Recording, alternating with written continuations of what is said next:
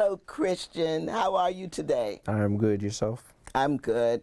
Christion, this is Black History Month, and we are excited that we can share some of our information about the Roanoke NAACP Youth Council and ourselves. So I would like to start out because I want to let you know how I got involved with the Roanoke NAACP and the Youth Council and so forth. At the end of my year of principalship at Forest Park Elementary School, the superintendent closed the building and repurposed it. And so we were very upset because it was a short notice, and we were the only neighborhood school in the city. The kids walked. And I just thought it was unfair to them and to the parents because we were a community school. So we protested. The PTA and I protested. And then who would be out there with us was Miss Brenda Hale. She was out there supporting us, holding up the signs and everything. She told me that she wanted me to join and come along with her. She was soon to be the president again. And so I thought she had plans. She had plans for me, but I didn't know what it would be. But I was surprised that she wanted me to start the youth council, and then later on it was the AXO. And so that's how I got involved. I'm very appreciative for her support.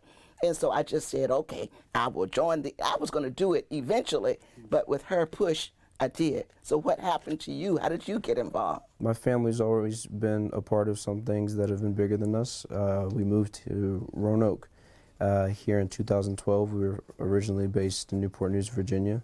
When we got here, we were welcomed by not only the community of Roanoke, but all of the programs and the organizations that Roanoke had to offer. My older sister, Layla, I believe when she was in middle school, she's well and graduated now, she's at ODU. She was welcomed into the youth council, and just her getting her feet in there, and then my mom becoming an advisor. My younger sisters and we eventually worked our way into the program. I wasn't the most on board with it at first, but being able to see what it does for the community and everybody that has been a part of the organization, it gave me the will and the motivation to want to step up. So when I was given the opportunity to run for the chapter president, I wanted to. Very good. And of course, Layla was one of our AXO local gold medal winners. Yes, ma'am. And of course, we went to different places, and I think for 2 years, she represented Roanoke. And I guess some of the family members, your mother did go along with her. Yes, it was an exciting time. And you also were an AXO participant, right?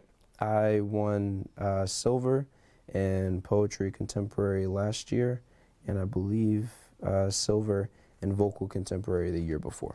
Very good. And I'm excited about you being president. How does that feel, being the president? You ever think you would be the president? No, especially not when I first joined. I definitely was somebody that was just sitting in the background like, oh, these meetings are taking forever. But when you get to sit and listen and be open to everything that's happening and actually being in the room where things happen and being able to be a part of those conversations, it's like these people are doing something, and I'm proud to be here. I'm proud to not only have my name in something that's making such a difference, but how can I contribute to the mission?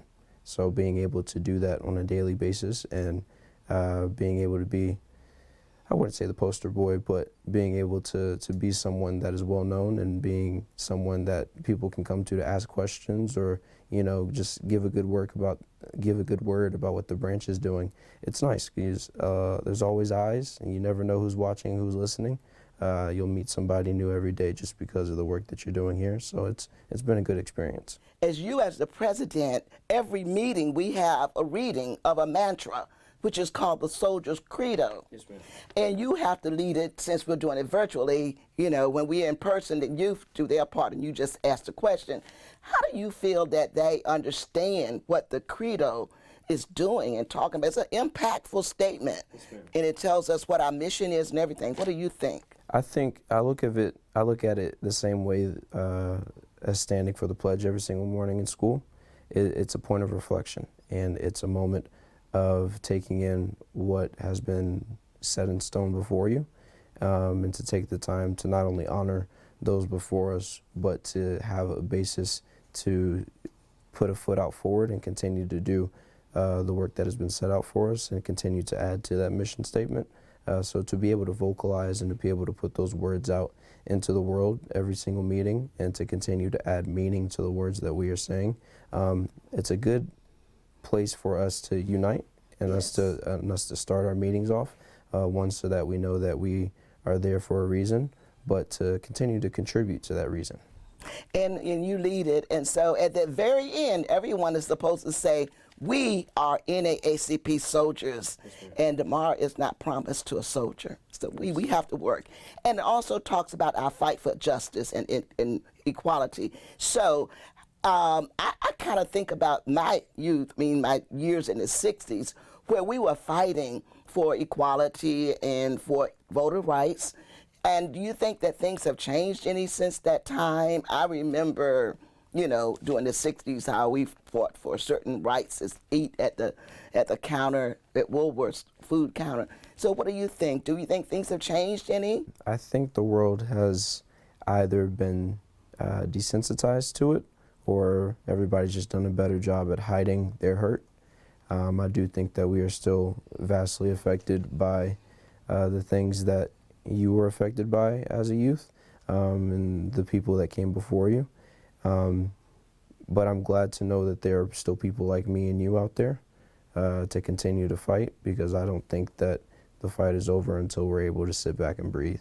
And you know that voting rights have always been an issue, and you were not a part of the Roanoke NAACP Youth Council at that time, but we were involved in a sit-in. And the youth came together with Congressman Goodlatt's office, in his office, and our national president of the NAACP was arrested that day because we did the sit-in, and he joined us.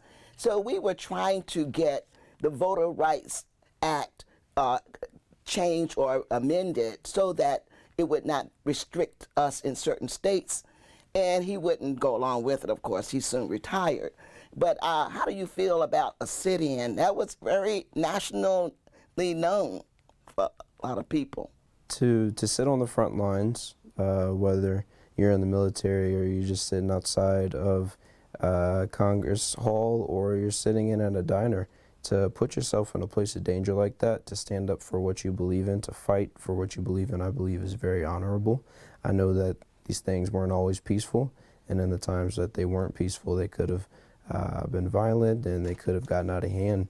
But to know that there are people who felt so strongly about the things that they were fighting for, so that the change could be made, and that their kids and their grandkids and their great-grandkids could be affected in a beneficial way because of the work that they put in, I think it's very honorable, and I'm appreciative of the work that was put in before me.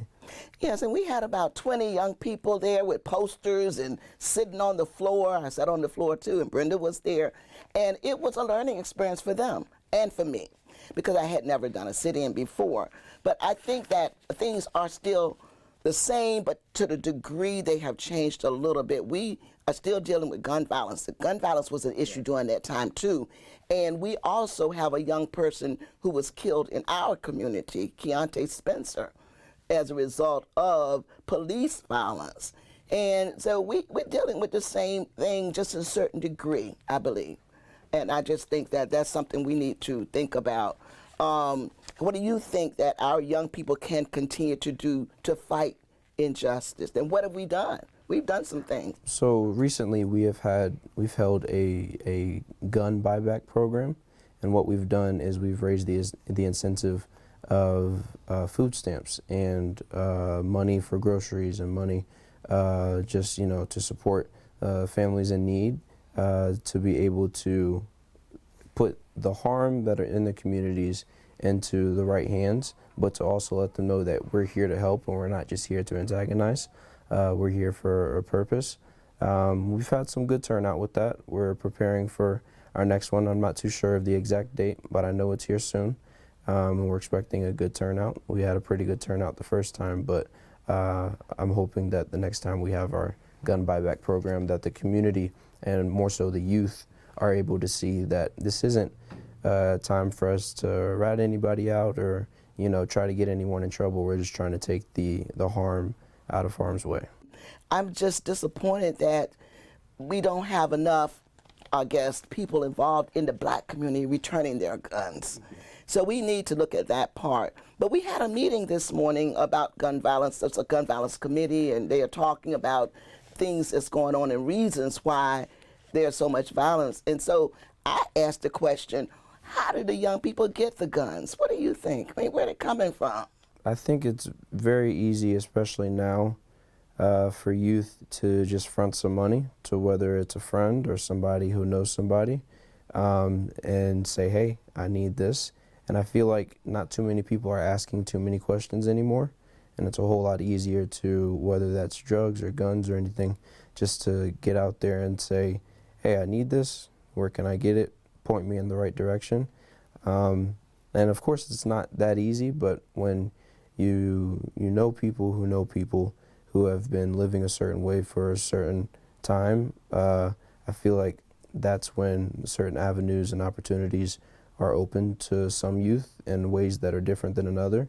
I know that's not the way that I grew up, so it's not something that I'm familiar with, but I'm not closed-minded to the fact that there are things that people my age and people younger than me have lived through, have faced, have dealt with, they've gone through, they've endured, just because of their environment. And I know that not always will everybody get the white picket fence home, and the 3 dogs, 4 cars in the driveway. But I wish for a world where each community feels the love is just the same as the next, just so that nobody feels as though, one, they need a gun to feel protected or to stay safe or anything like that, and to continue to let the police do their job when they do their job. But I wish that everybody, one, felt safe, but two, didn't feel like they had to resort to that way of living. So when it comes to where everybody's getting these tools and these guns and everything, I feel like the answer is a whole lot easier than we are making it out to be.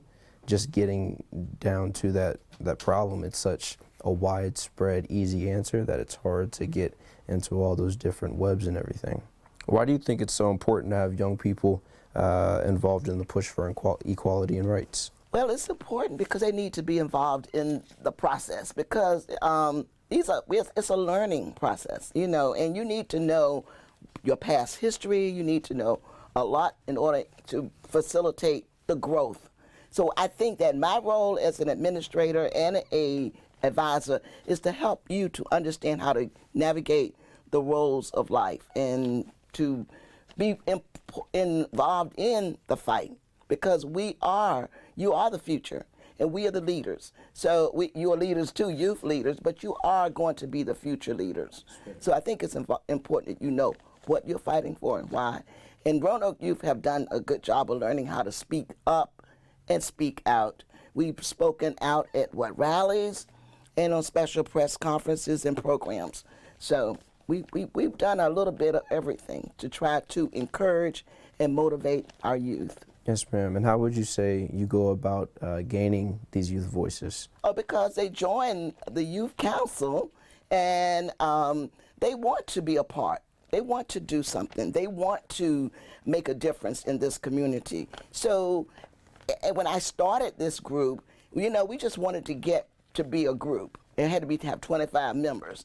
So in the process, we had leaders who had that idea, and they knew what it was all about. And so they were involved locally and statewide in fighting for justice, right?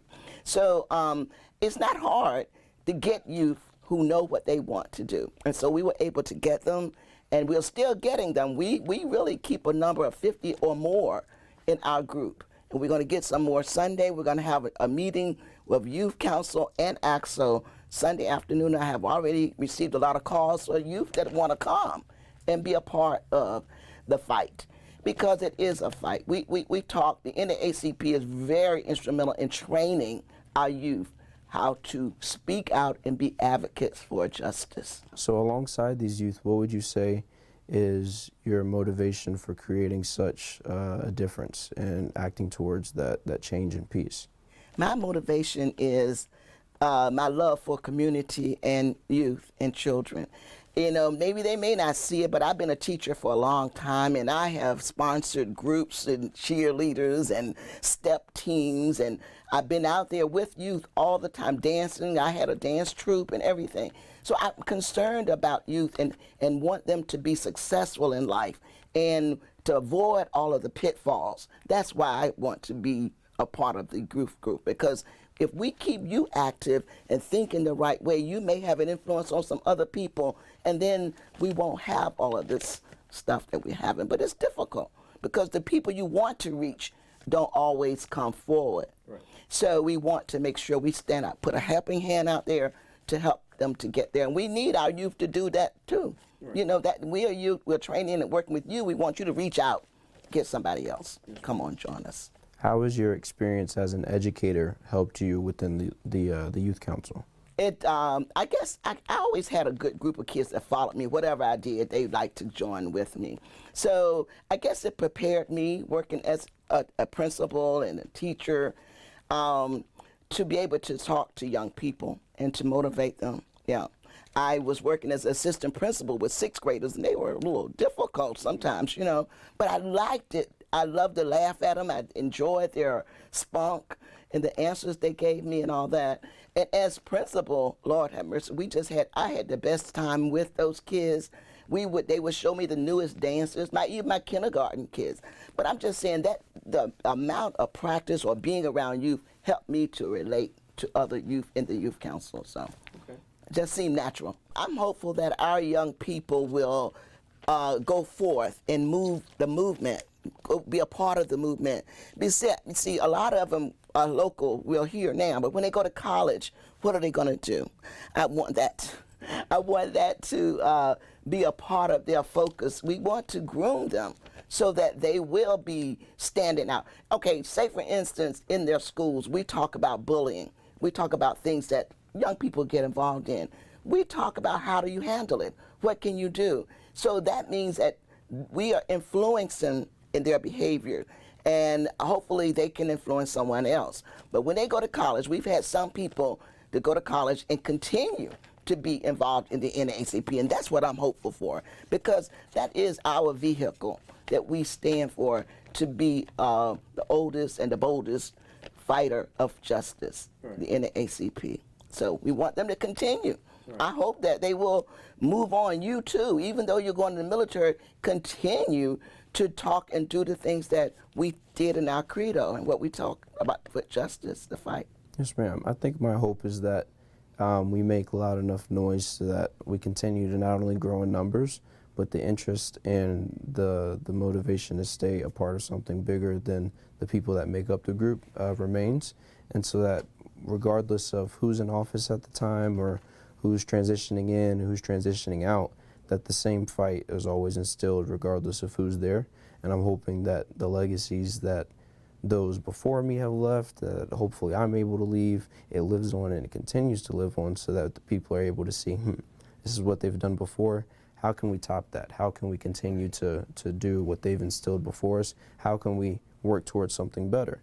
I never want our organization to die out, and I never want it to become something that's complacent to the world around us. And I think the only way that we are able to do that is by continuing to gain unity and strength in numbers, but by also making sure that each and every person individually is wise enough to know what it means to take everything that we do within the organization and plan it back out into the world. So that's what I'm hopeful for. And we have done some of those things. We are still encouraging others to do the same thing. We've had editorials written by our young people about unfairness of the treatment in Haiti and the way that they felt that the president was involved in the January 6th rebellious situation. So I'm just saying that we are speaking out, and I hope that that's what I'm hoping for, that we have instituted some thought and that they will continue to use it. What have you learned from the leaders that work alongside you?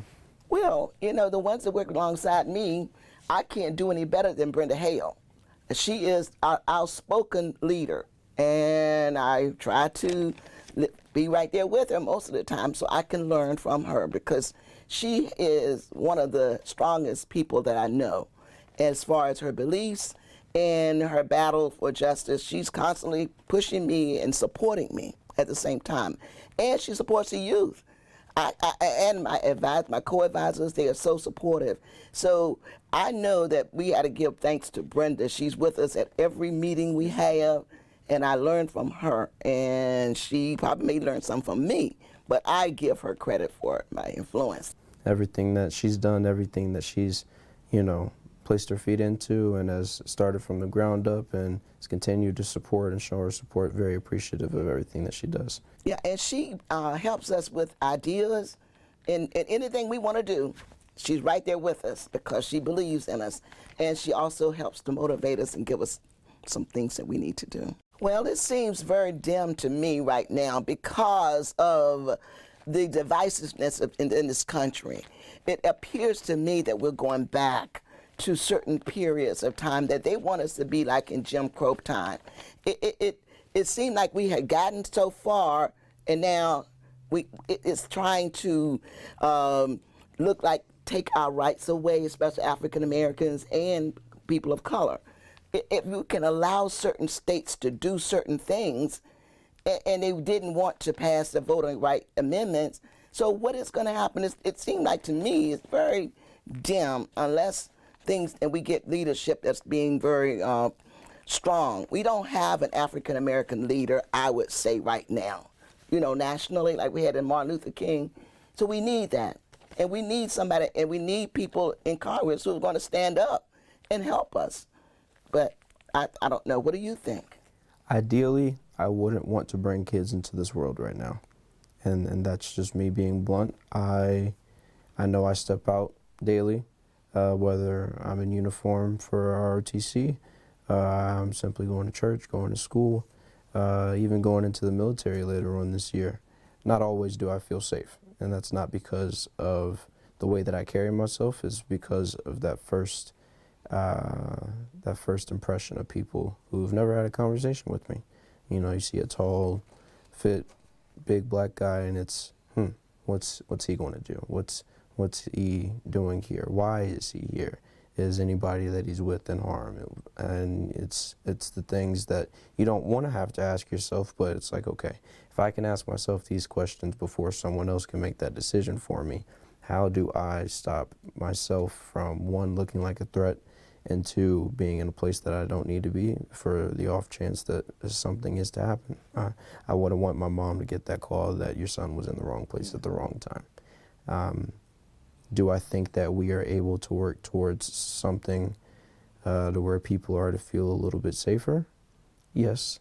And I say that because, my hope for the fight that we have, my motivation to continue to persevere towards an end goal, it's always there. And I feel like if you don't have that hope for an end goal, that's when you start to get complacent. And I know that I don't think I could ever be complacent, especially when it comes to the progression of my people, my kids, my family. I would never want to see us to go backwards. Do I think that there are some things that we are, turning the page backwards on? Definitely. But do I think that we are equipped with continuing to move forward? Yes. We just need those voices in those places to make the decisions that we down here aren't able to make. Well, the National NAACP is fighting to do that. They don't want to give up hope, but it is a battle because we've got to stay together and we've got to educate our people, and they have to vote, and they have to vote the right way. And so we just really have another battle ahead of us. I think it could be done, but it does seem dim right now to me. That's my personal idea, because when you get a person like our governor who's just overturning everything that we thought was fair and right, I don't know. We have got to elect leaders who are going to be fair and not biased and just want to help everyone. I think we're relevant because people come to us every time there's a problem. If it's not solved by them in a legal way or whatever, they come to the NAACP, and they may say it's not relevant, but we are on the battlefield. We have leaders, and we have the national leaders, the local leaders, state leaders that are doing things. Our state Political Action Committee has really made a difference this last year with the voting numbers, and they are doing things. And I don't understand why they think we're not relevant, but we are very, very much relevant. For me, I'm able to relate to those people that are indecisive about wanting to join or have their own opinions, because I once was one of those youth. But what helped me decide that this was something that I should be open-minded to were the issues and the problems that we were facing within the organization and that we were working towards to find solution, were a lot of the things that were affecting me as a person, were affecting my schooling, affecting my opportunities in the future, affecting the neighborhoods that I was in, the people that I was meeting, the interactions that I'd have out in public. A lot of those issues are things that we focus on here within the organization. So to those people who I wouldn't say are against what we are doing, but are not open-minded to being a part of something that is beneficial to them, is asking them, if something were to go wrong and we were the ones fighting for it, would you want us to continue to fight for it, or would you want us to just, sit back into our irrelevancy? I think that's a good thought, and I think that our young people are reluctant to join something that's good. I don't know, it's like the idea of the NAACP to them is old and all that, but we have something very valuable to offer. We have leadership skills, we train, we have programs that we go to free of charge. We teach them things and we expose them to so many different things. When we were in person, going to legislative meetings, going to different conferences and just learning, we have a great time. If they only wanted to take the time to learn about the NAACP, they would see that it is a growing organization as well as an old organization. It's still around and it's still doing great things. Right. It's done a lot for me. It's done a lot for those that have been here before me, and it's continuing to do so for people. So if I had any advice for anybody who's had any thoughts about joining, is contemplating doing it, it's not something that you're forced to continue to do for the rest of your life, but it's definitely something that is worth giving a shot. And the membership for youth is not that high.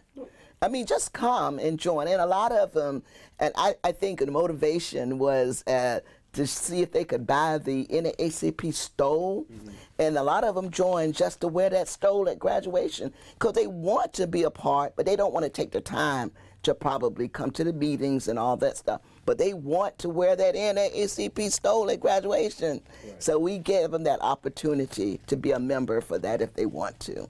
So that's something they like. But I think that's also good because you're able to continue to do for others, even if they're not completely ready to do for you, because as long as you're willing to continue to be that good person, you never know who's going to be the one that was widely affected by the small thing that you did. And I hope that's what we can continue to do as an organization.